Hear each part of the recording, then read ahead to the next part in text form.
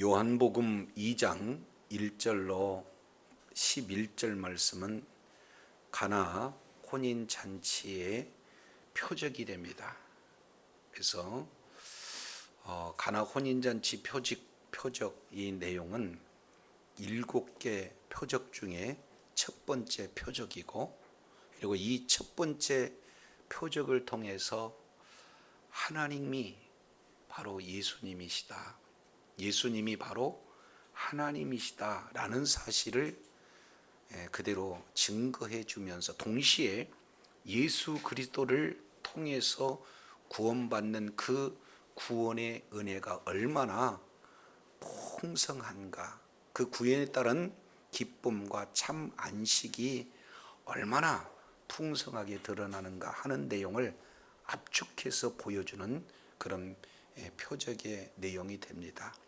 우리가 잘 알겠지만 요한복음에는 특별히 7자를 강조를 많이 해요. 그 중에 표적도 몇 개 표적만 진행하냐면 7개 표적을 진행하는데, 첫 번째 표적, 이 표적 가운데 첫 번째에서 7개 표적을 다 압축해서 첫 번째 표적에다가 기록하고 있어요. 그만큼 첫 번째 표적이 중요하다, 이 내용을 우리가 살펴보게 됩니다.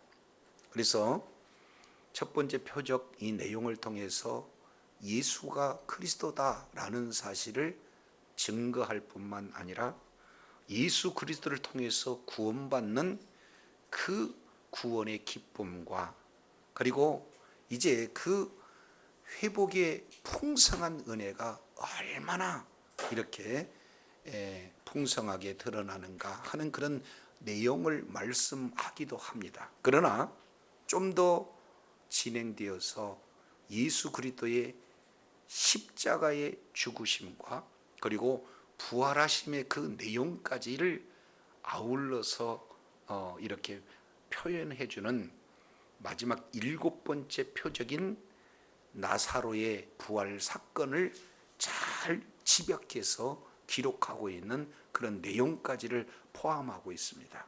그래서 이제 2장 11절 내용을 통해서 보면은 예수께서 이 처음 표적을 갈릴리에서 행하였다, 그리고 그 영광을 드러나셨을 때 제자들이 그를 믿었다 하는 그런 내용으로 잘 결론 짓고 있는 것을 보게 됩니다. 여기서 중요한 내용은 처음 표적이다 이렇게 표현하고 있습니다. 이걸 원문 내용으로 살펴보게 되면 아르케톤 세메이온 이렇게 표현해요.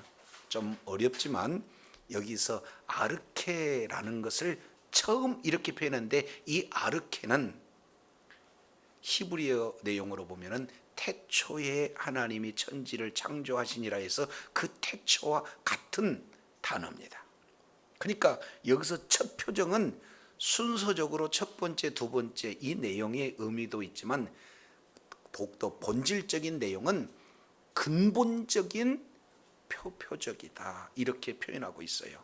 그래서 물이 변해서 포도주로 되어지는 이 내용은 기적인데, 오늘 이 내용을 기적이라고 표현하지 않고 뭐라고 표현하냐면은 표적 이렇게 표현하고 있어요. 그래서 이 표적이라고 하는 것은 사인이에요.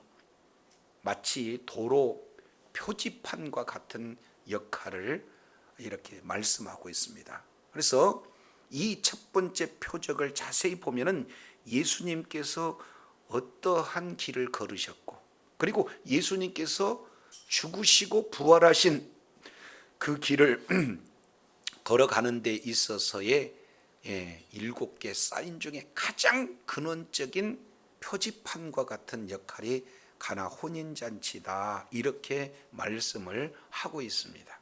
그래서 오늘 1절부터 11절까지 이 내용을 통해서 가나 혼인잔치의 그 구조를 우리가 먼저 살펴보게 되어지면은 1절 그리고 2절은 가나 혼인잔치의 배경을 설명하고 있어요. 그리고 이어서 3절부터 4절까지 내용은 가나 혼인잔치에 포도주가 떨어지는 문제가 발생되어지고 있는 모습을 보여야 됩니다.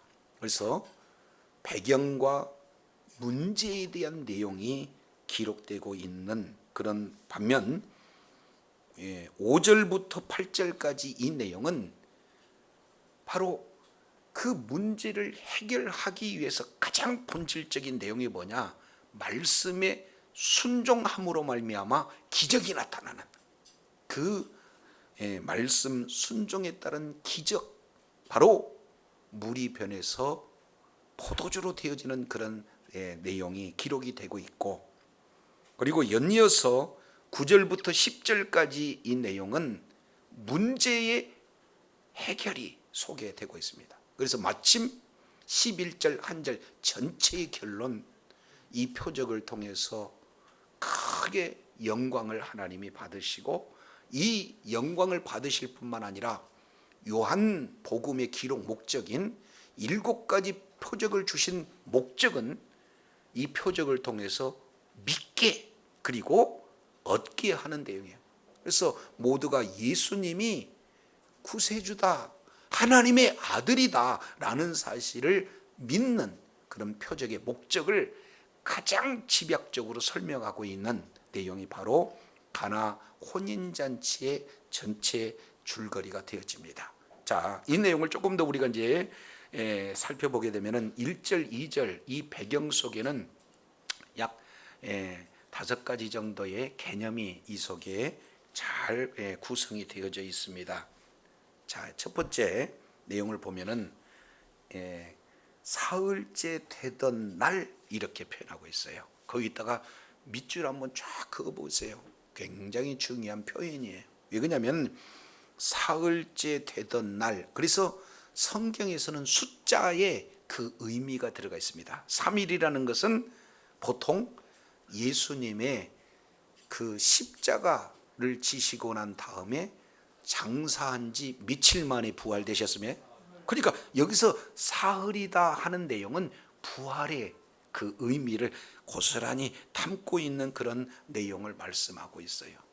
자, 그러면 사흘이다라고 하는 이 숫자를 앞서 요한복음 기록하는 그 요한의 의도를 자세히 보면은 1장 1절부터 18절까지 요한복음 전체의 서론이잖아요. 그 다음부터 이제 하나의 역사적인 사실이 이루어지는 하루하루를 기록하고 있는데, 1절에서 19절까지 이제 기록하고 난 다음에 29절의 이튿날, 그러니까 이때는 2일째가 되는 거죠. 그리고 35절에 또 이튿날, 그러니까 3일째가 되어지는 거고, 43절에 이튿날, 그러니까 4일째가 되는 거예요. 그러니까 첫째, 둘째, 셋째, 넷째 사역이 진행되고 난 이후에 사흘째 되은 날, 그러니까 4일 더하기 3일째, 그러면 여기 날은 뭡니까? 7일이에요. 그러니까 사흘이라는 이 부활의 개념을 압축해서 표현하고 있지만 전체 내용은 창세기 1장에 하나님께서 천지를 창조하시고 안식하시던 7일을 사흘째 되던 날, 이 내용 속에 가장 함축적으로 표현하고 있는 그런 내용들을 살펴볼 수가 있습니다. 그러면 여기서 첫 번째 개념은 사흘째 되는 날, 이 내용은 예수님이 하나님의 아들이시다라는 그 내용을 무엇과 연관을 짓느냐? 창세기 때 천지를 창조하신 하나님, 그분이 창조하시고 안식했던 것과 똑같이 진정한 참 안식과 참 평안은 언제 우리에게 진정으로 주어지느냐? 예수님이 십자가에서 죽으시고 부활하심으로 말미암아 우리에게 완전한 참 안식과 평안이 이루어진다 하는 내용을 사흘째 되던 날, 이 속에 고스란히 담아내고 있습니다. 두 번째, 장소, 갈릴리 가나에 이렇게 표현하고 있어요. 자, 그러면은 장소는 갈릴리 가나, 이 내용인데 조금 더 압축해서 말씀을 드린다면 요한복음 21장 2절 이 내용을 통해서 보면은 갈릴리 가나에 대한 정보를 말씀을 하고 있어요. 뭐라고 표현하냐면 시몬 베드로와 디두모라 하는 도마와 갈릴리 가나 사람 누구 그랬습니까? 나다나엘. 그러니까 갈릴리 가나는 나다나엘의 고향이구나 라고 표현하고 있어요. 그러면 이 요한복음 2장은 1장에서 나타나는, 이제 예수님께서 4명의 제자를 부르시면서 마지막 4번째 제자가 누굽니까? 나다나엘. 그래서 나다나엘을 향해서 우리 주님이 크게 칭찬하시죠. 너는 참 이스라엘이다. 너희 속에 간사한 것이 없다. 그러니까 아니 예수님 나를 어떻게 아십니까? 이렇게 얘기했을 때 내가 무화과 나무 아래에 있는 것을 내가 보았다. 그러니까 이 말을 한마디에 바로 친구 빌립이 그토록 전해줬던, 바로 모세가 율법에 기록하고 여러 선지자가 기록한 그의 메시아가 바로 예수님이 맞구나 하면서 고백하는 내용이 당신은 하나님의 아들입니다. 당신은 이스라엘의 임금입니다. 이렇게 고백했을 때 우리 주님이 하시는 내용이 뭐예요? 이보다 더 큰 일을 보리라. 이렇게 말씀하고 있잖아요. 그러니까 이 전체 짧게는 뭐라고 하냐면 이보다도 더 큰 일을 보리라 하신 나다나엘에게 약속하신 그 일을 어디를 통해서 지금 보여줘요? 가나 혼인잔치를 통해서 보여줍니다. 그래서 1장과 2장은 떨어지지 않아요. 그래서 이 내용을 원문을 자세히 보면은 1장 맨 마지막과 2장 처음 그 사이에 원문에는 카이, 그리고가 빠졌어요. 그러니까 1장과 2장을 연결되는 그리고라는 이 내용은 더 큰 일을 보리라 하는 그 내용을 첫 번째 뭘 통해서 보여줘요? 가나 혼인잔치를 통해서 보여주고 계시다. 따라서 이 가나 혼인잔치 이 내용은 단순히 혼인잔치의 포도주를 아니면 물을 포도주로 변하게 하는 그런 사건이 아니라 이 사건은 예수님이 하나님이다라는 사실을 더 큰 일을 보리라 하시는 그런 내용이요, 예수님의 죽으심과 예수님의 부활을 잘 설명하고 있는 그런 표적이다라는 사실을 깨달으시기를 바랍니다. 그래서 가나 혼인잔치는 아르케톤 세메이온, 근본적인 표적이다 이렇게 말씀하고 있어요. 그래서 창세기에 나타나는 그 천지 창조를 하시고 안식을 했던 것과 같이 표지판, 바로 예수 그리스도야말로 창세기에서 나타난 그 참평안과 안식을 재창조하는 구세주가 바로 예수 그리스도다라는 사실을 보여주고 있는 내용을 첫 번째 표적이라는 내용을 통해서 살펴보게 됩니다. 자, 그 뒤에 왜 그런 게 가능한가? 2장 1절 이제 세 번째 개념이 소개가 되고 있어요. 그 내용은 사흘째 된 날 갈릴리 가나에 뭐가 있었다? 혼례가 있었다. 이게 중요한 개념이에요. 왜 그러냐면 성경 전체의 내용은 혼인으로 시작해서 혼인으로 마치는 이야기가 바로 성경 전체의 큰 하나의 구조다 이렇게 볼 수 있어요. 왜냐하면 창세기 1장 천지 우주 만물을 창조하시고, 그리고 창세기 2장 하나님의 형상과 하나님의 모양대로 지음받은 바로 사람을 에덴 동산에 두고, 그리고 하나님께서 친히 주례를 서서 아담과 하와를 통해서 뭐를 치루십니까? 결혼식을 치루셔요. 그래서 한 가정을 이렇게 세우시고, 그리고 그 가정을 통해서 아담과 하와 사이에서 언약의 자녀들이 계속해서 나와 온 천지를 덮는 원대한 하나님의 계획을 이루는 장이 창세기 1장 2장이에요. 그래서 가정의 그런 어떤 기능을 통해서 하나님의 나라가 확장되는 것은 하나님의 뜻이에요. 자, 그런데 창세기 3장 뭐가 들어옵니까?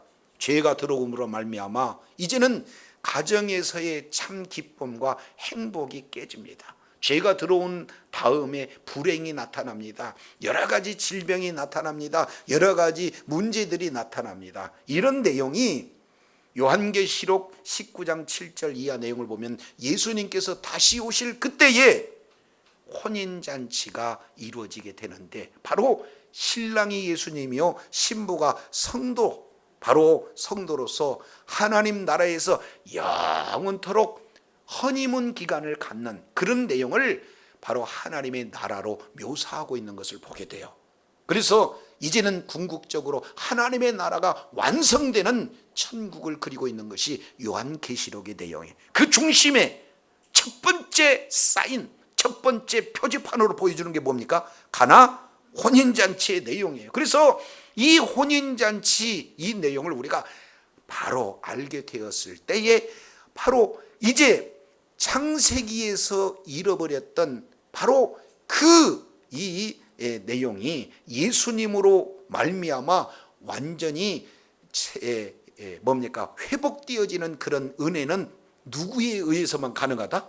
예수님을 통해서만 가능하다는 것을 가나 혼인잔치를 통해서 보여주고 있다는 사실을 기억하시기 바랍니다.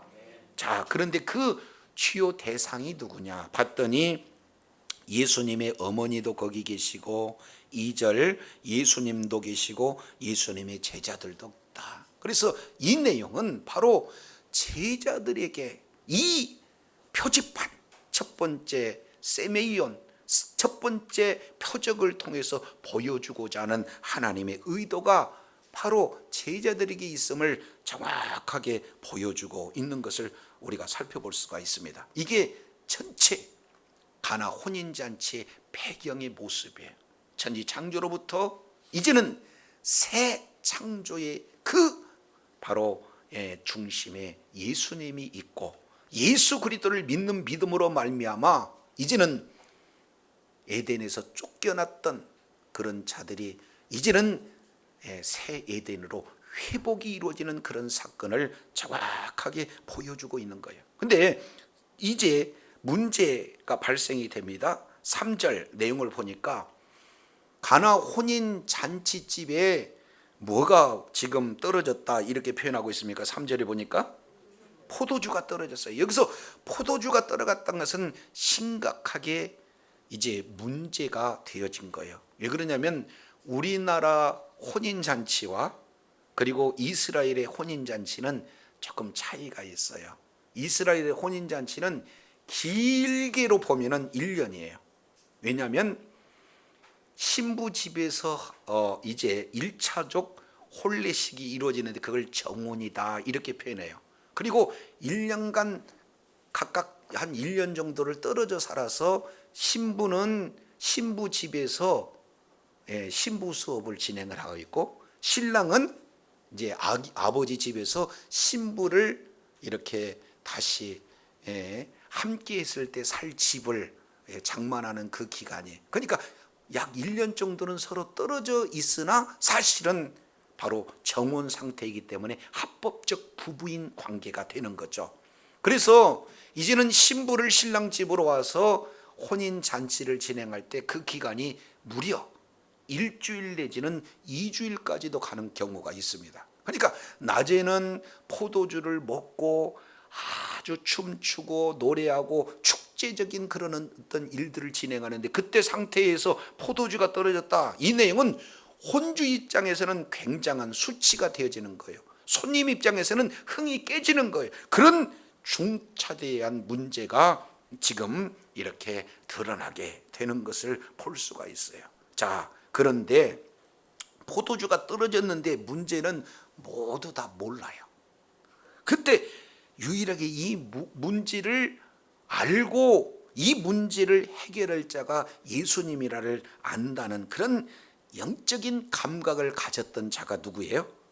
예수님의 어머니예요. 그래서 예수님의 어머니가 예수님 앞에 이렇게 말해요.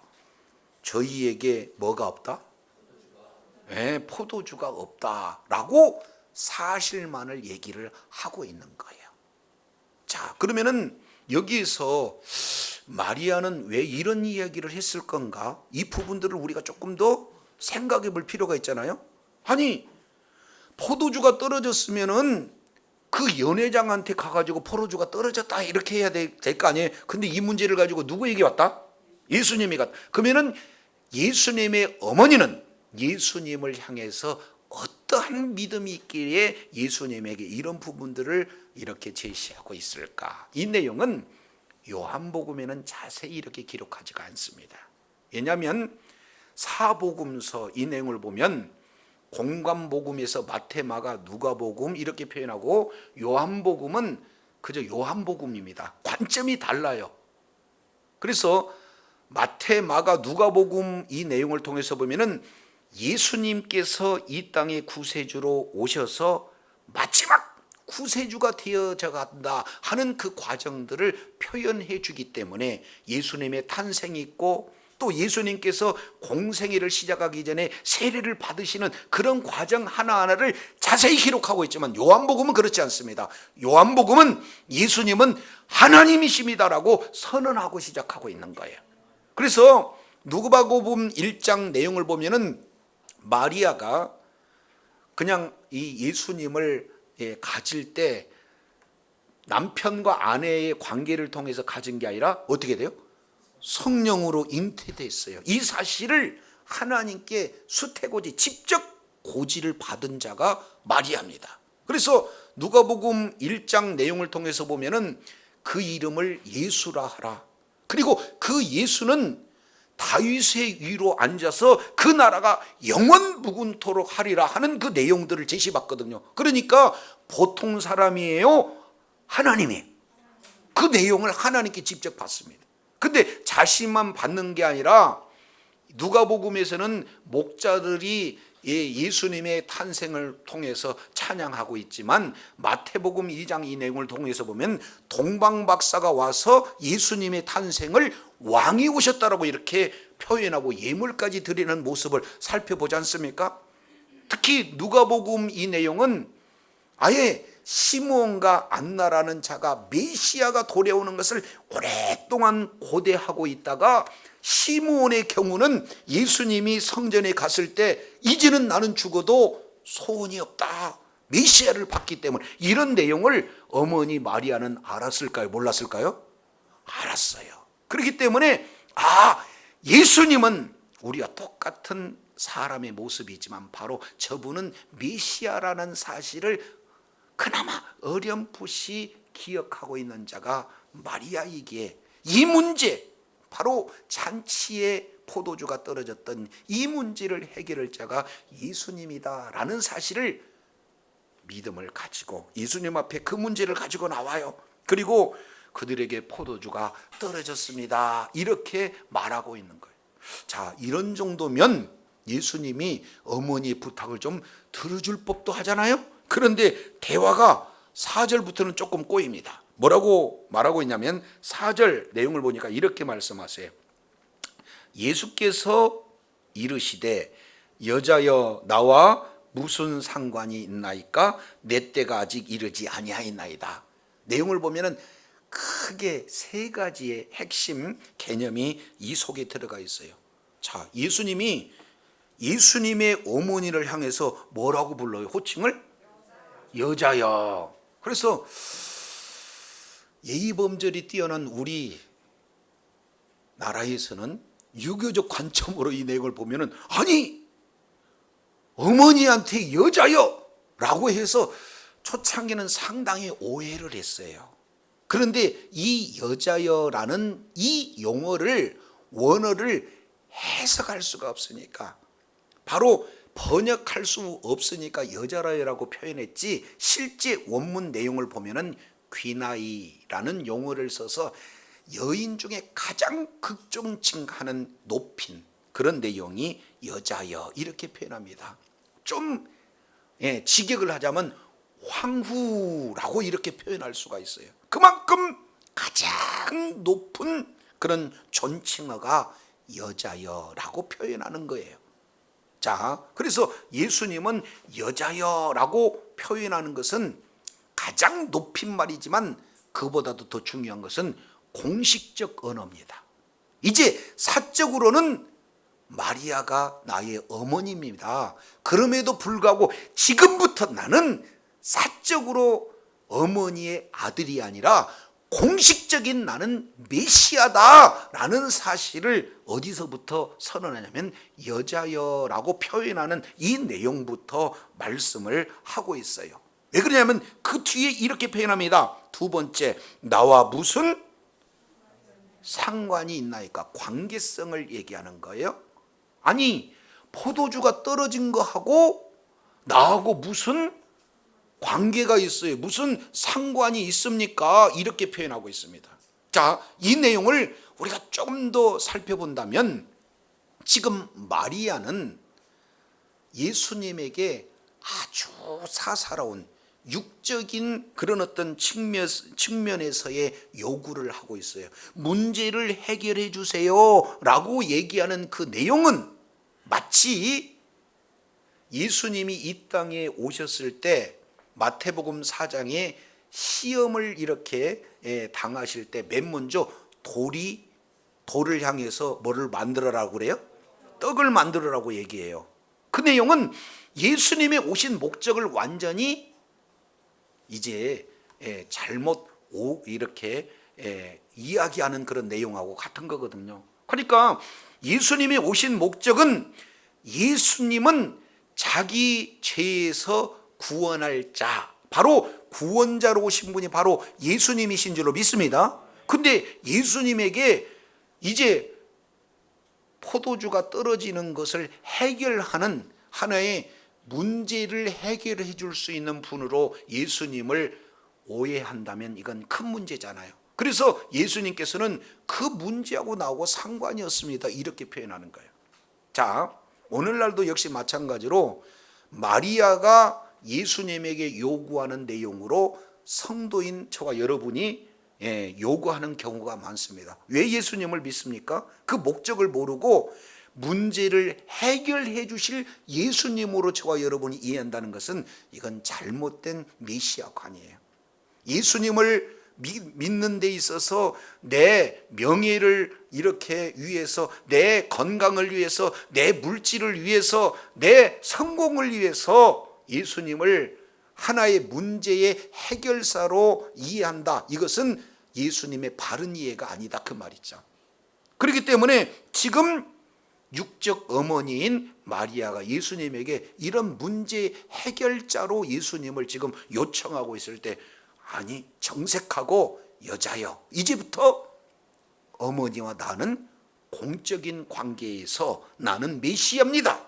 그리고 메시아가 이 땅에 오는 것은 문제 해결을 위해서 오는 것이 아니라 바로 예수님은 이 땅에 오신 이유는 모든 백성의 죄를 짊어지고 십자가에서 죽으시기 오신 메시아임을 정확하게 보여주고 있는 줄로 깨달으시길 바랍니다. 그래서 세 번째 의미로 내 때가 아직 이르지 아니하였습니다. 이렇게 표현하고 있는 거예요. 여기서 중요한 내 때, 이게 굉장히 중요해요. 그래서 성경 요한복음에서 내 때를 7번씩이나 기록하고 있습니다. 근데 이 내 때에 대한 내용을 다 집약적으로 표현하고 있는 내용을 보면은 하나의 방향을 가르치고 있어요. 이것이 표적의 의미입니다.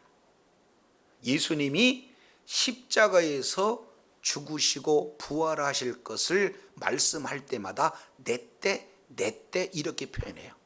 그러면 내 때가 아직 이르지 아니하였나이다 라고 얘기하면서도 오히려 가나 혼인잔치를 통해서 뭡니까? 물을 포도주로 변하게 하시는 그 일들은 때가 안 됐는데 왜 하시냐, 이거에 대해서 우리가 또 생각해 볼 필요가 있잖아요.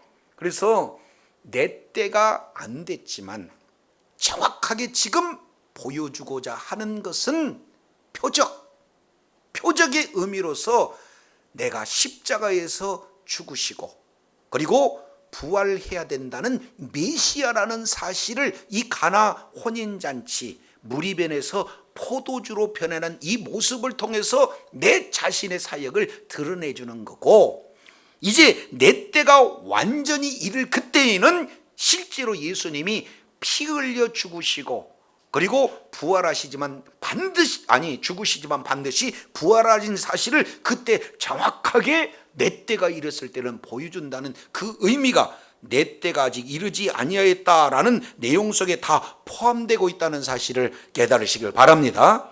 그렇기 때문에 지금 예수님의 어머니 마리아와 예수님의 그 대화 속에서 예수님의 정체성이 무엇이고 예수님이 왜 이 땅에 오셔야 됐으며 예수님의 사역의 정확한 목적과 방향을 아주 자세히 기록하고 있는 그런 내용들을 소개하고 있어요.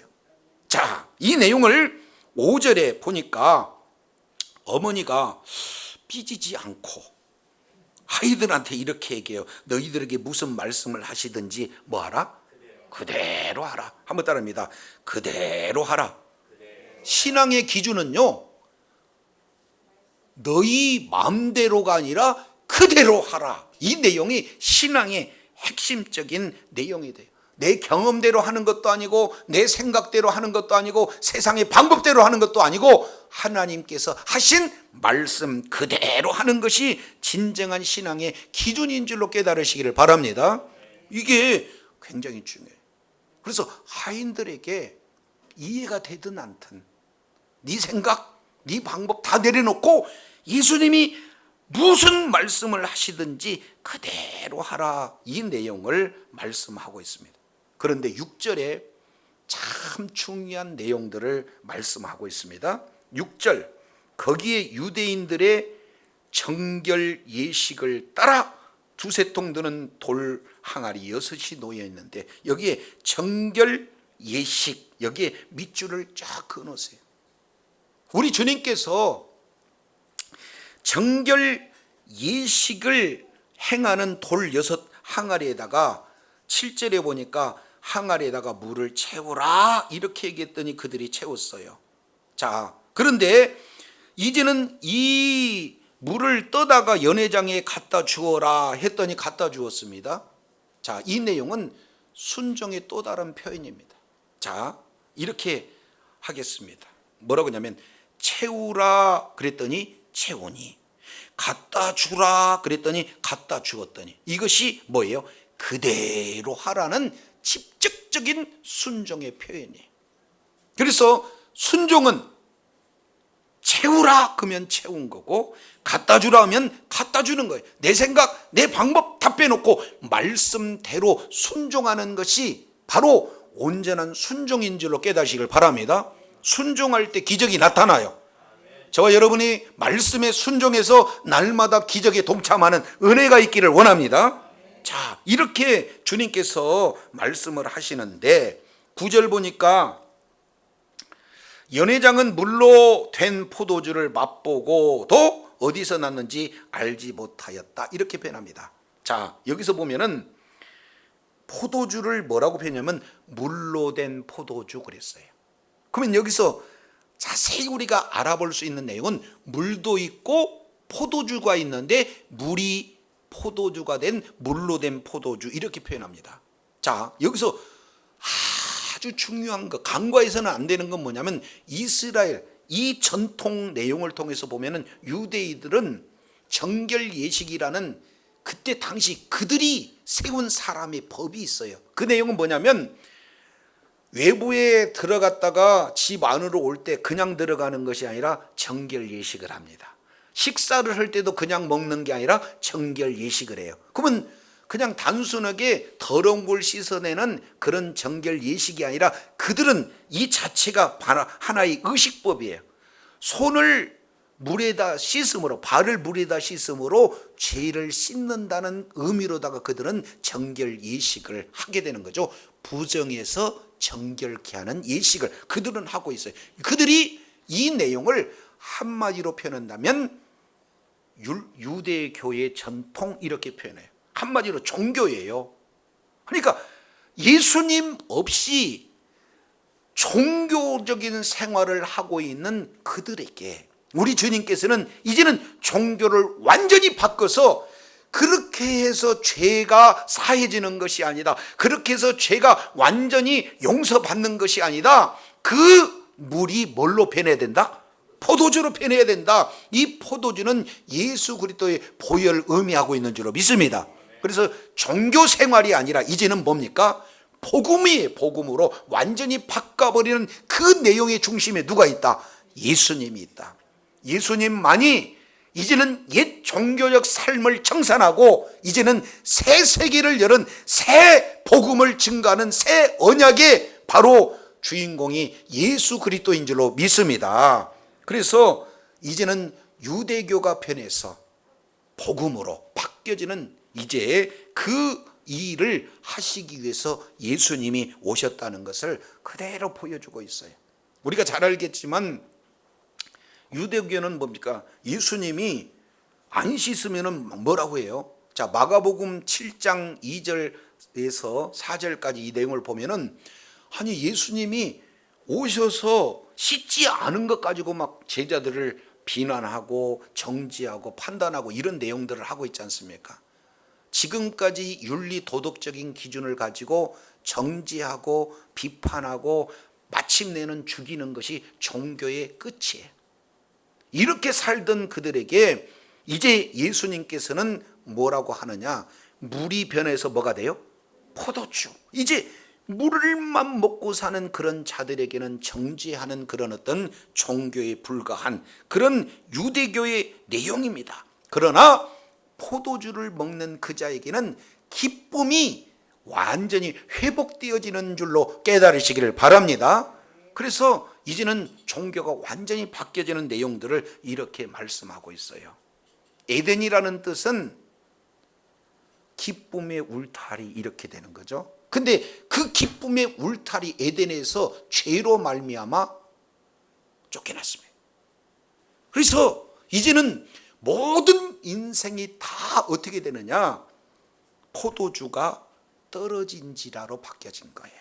그래서 수많은 사람들은 다시 한번 이제 그 에덴의 기쁨, 하나님 나라의 기쁨, 이 내용을 회복하기 위해서 물질을 많이 가지면 기쁨을 회복할까? 아니면 권세를, 높은 권세를 가지고 명예를 가지고 권력을 가지고 이제 성공하면 이런 내용들이 회복이 될까? 수많은 사람들은 하나같이 다 이 기쁨을 찾으려고 노력하고 애쓰는 이 내용 자체를 뭘로 보냐면 종교로 본다 그 말이죠. 그들의 만으로.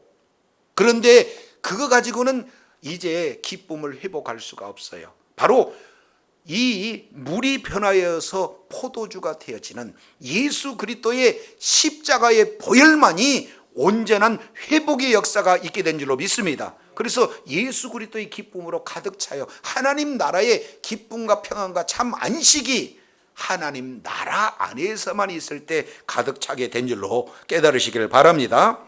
그래서 이 일을 근본적으로 옛 자아를 죽이고 우리 옛사람을 죽이고 새 사람으로 회복되는, 그래서 고린도 후서 5장 17절 내용을 통해서 보면 보라 이제 그런즉 누구든지 그리스도 안에 있으면 새로운 피조물이라 이전 것은 지나갔으니 보라 새 것이 되었도다 이렇게 말씀하고 있는 거예요. 우리는 예수 그리스도 안에 있을 때 새로운 피조물이 되어진 줄로 믿습니다.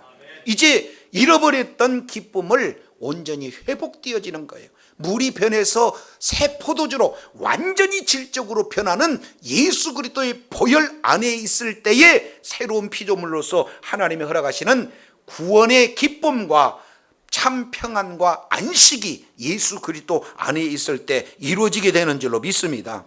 이걸 저와 여러분에게 오늘 주님께서 말씀을 하고 계셔요. 자, 그러면서 이제 내 때가 아직 이르지 못하였다 하는 이 내용의 때를 통해서 살펴보면은 예수 그리스도의 십자가 그리고 부활의 그 여정을 사인으로 보여주고 있는 것이 뭐냐? 바로 가나 혼인잔치에 물이 변해서 포도주가 되어지는, 이제 옛 시대는 지나가고 새 시대가 이루어지는, 옛사람은 죽고 예수 생명으로 거듭나는 그런 함축적인 내용이 바로 이 가나 혼인잔치의 물이 변해서 포도주로 되는 그 내용을 이 표현을 하고 있어요. 그것을 10절 하반절 내용을 통해서 보니까 이렇게 말합니다. 10절 우리 다 같이 한번 읽습니다. 중요해요. 시작. 말하되 사람마다 먼저 좋은 포도주를 내고 취한 후에는 낮은 것을 내거늘 그대는 지금까지 좋은 포도주를 두었도다. 여기서 보면은 모든 인간 사이의 이치를 표현을 하고 있어요. 내용을 통해서 보면 이렇게 얘기합니다. 먼저 좋은 포도주를 내고 나중에는 낮은 것을 낸다 하는 것이 인간사 전반적인 원리인 거거든요. 우리가 잘 알겠지만 하나님께서 좋은 에덴 동산을 줬어요. 그런데 사람들의 잘못으로 인해 가지고 죄악으로 말미암아 어떻게 됩니까? 에덴 동산을 잃어버리지 않습니까? 그러니까 좋은 것을 먼저 주고 나중에는 낮은 것이 되어지는 현 상황을 우리가 살펴볼 수가 있습니다. 자, 우리가 태어나요. 태어날 때 얼마나 막 아이들 태어나면은 가정에 기쁨이 충만하잖아요. 그런데 나중에는 어떻게 됩니까? 다 죽어서 곡하는 소리로 이렇게 나타나는 게 인생사의 그런 어떤 내용입니다. 그리고 교회적인 측면으로도 에베소 교회 같은 경우에는 계시록 2장 내용을 보면은 첫사랑을 가졌는데 나중에 또 뭐예요? 첫사랑을 잃어버리는 그런 내용입니다. 그래서 이 세상에 하나님의 형상과 하나님의 모양대로 지음받아서 하나님께 큰 복을 받아서 다스리고 정복해야 할 모든 인류가 죄가 들어옴으로 말미암아 하나님의 형상이 깨졌어요. 그리고 그 다음에 슬픔이 들어오고요, 그 다음에 사망이 들어오고요, 그 다음에 불행이 들어오고요, 그 다음에 모든 사건 사고가 다 펼쳐지는 것은 처음 하나님께서 우리들에게 좋은 것을 주셨는데 사람마다 마지막에 나쁜 것을 낼 수밖에 없는 이 세상사의 이치, 이런 어떤 내용에 다시금 좋은 것을 회복하실 분이 바로 예수 그리스도인 줄로 믿습니다. 그래서 지금까지 좋은 포도주를 두었다 하는 내용은 좋은 포도주보다도 더 좋은 포도주, 이 내용이 예수 그리스도의 십자가의 죽으심으로 말미암아 이루어진 복음이 바로 예수 그리스도요, 그것이 바로 포도주인 줄로 깨달으시길 바랍니다. 그래서 누가복음 22장 20절 이 내용을 통해서 보면은 예수님이 성만찬 때 이렇게 표현을 해요. 이제 이 포도주는 내 언약의 피다, 이렇게 표현해요. 그러니까 포도주는 단순하게 잔치에서 떨어지는 그런 포도주 내용이 아니라 이 첫 번째 표적의 내용은 예수 그리스도의 죽으심을 말씀하고 있어요. 이 속에는 바로 예수님의 죽으심으로 말미암아 저와 여러분에게 주신 새 언약이 담겨져 있는 것이 바로 새 포도주인 줄로 깨달으시길 바랍니다. 그렇기 때문에 지금까지 좋은 포도주를 줬다는 것은 바로 복음이에요. 바로 예수 그리스도다, 그 말이죠.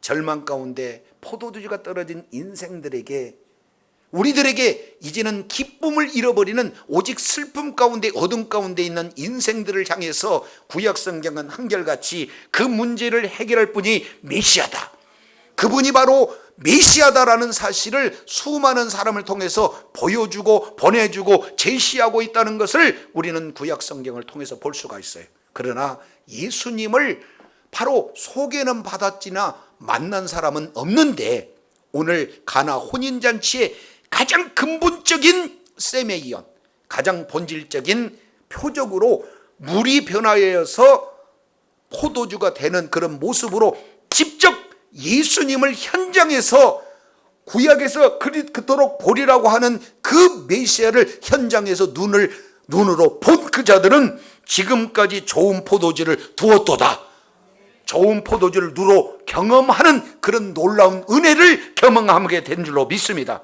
그래서 11절 내용을 보니까 처음 표적을 갈릴리 가나에서 행했을 때 그 영광을 나타냈어요. 그래서 제자들이 그를 뭐했다? 믿었다. 여기서 제자들이 믿었다는 것은 요한복음 20장 21절 그리고 20절 뭐죠? 아니 잊어버렸네. 요한복음 20장 30절 31절에 요한복음을 기록하고 있는 목적, 왜 7가지 표적만을 기록했느냐? 이 표적을 통해서 예수님이 하나님의 아들이신 것을 믿게 하고 그를 믿음으로 말미암아 영생을 얻게 하는 그 가장 본질적인 표적이 오늘 가나 혼인잔치의 내용인 줄로 믿습니다. 저와 여러분은 이제 마치 에덴 동산에서 쫓겨난 것처럼, 이제 마치 잔치에서 포도주가 떨어지는 그런 인생과 같은 기쁨을 잃어버린 그런 어떤 존재로서 진정한 기쁨과 바로 우리들에게 구원을 주시고 구원에 따른 풍성한 그런 은혜를 주신 분이 바로 예수 그리스도라는 사실을 첫 번째 표적을 통해서 보여주고 있는 줄로 깨달으시길 바랍니다. 우리 인생의 전환점은 예수 그 한 분인 줄로 믿습니다. 예수를 믿어서 새로운 피조물로 구원받는 인생이 구원의 풍성한 포도주의 그런 놀라운 은혜의 풍성함으로 날마다 삶 속에 적용할 뿐만 아니라 예수님이 그리스도라는 사실을 믿는 믿음을 가지고 많은 자들에게 복음을 증가하여 하나님의 뜻인 하나님의 나라를 확장하고 하나님의 뜻을 이루는 데 존귀하게 쓰임받는 축복의 통로요 능력의 통로로 존귀하게 쓰임받는 은혜가 있어야 될 줄로 믿습니다. 기도하겠습니다. 걸어가시고 자비로우신 신실하신 아버지 감사합니다. 주님께서 사랑하여 주시고 주님께서 은혜를 베풀어 주셔서 하나님 창세기를 통해서 첫째 날에서 일곱째 날까지 이제 천지 창조를 창조하고 안식하시던 그 하나님이 이제는 죄가 들어옴으로 말미암아 참 평안과 안식을 이렇게 누리지 못하고 기쁨의 울타리에서 쫓겨난 그 인생을 다시 재창조하시기 위해서 이제 첫 번째 본질적인 표지판으로 가나 혼인잔치를 통해서 이제 우리들의 모든 기쁨을 회복하신 분이 바로 예수 그리스도라는 사실을 다시 한번 일깨워 주신 것 감사합니다. 이제 예수 그리스도 안에 있으면 새로운 피조물이요, 그래서 새로운 피조물에게 주어지는 풍성한 구원의 기쁨이 우리들에게 주어지고 이제 예수님이 하나님이심을 아는 자들은 나도 믿고 많은 자들에게 복음을 증거해서 하나님 나라 확장하는 일에 존귀하게 쓰임받는 복된 자리에 있음으로 말미암아 하나님 앞에 더욱더 영광 돌리는 주의 자녀들 다 되게 하여 주시옵소서. 우리 구주 예수님 이름으로 기도드립니다. 아멘.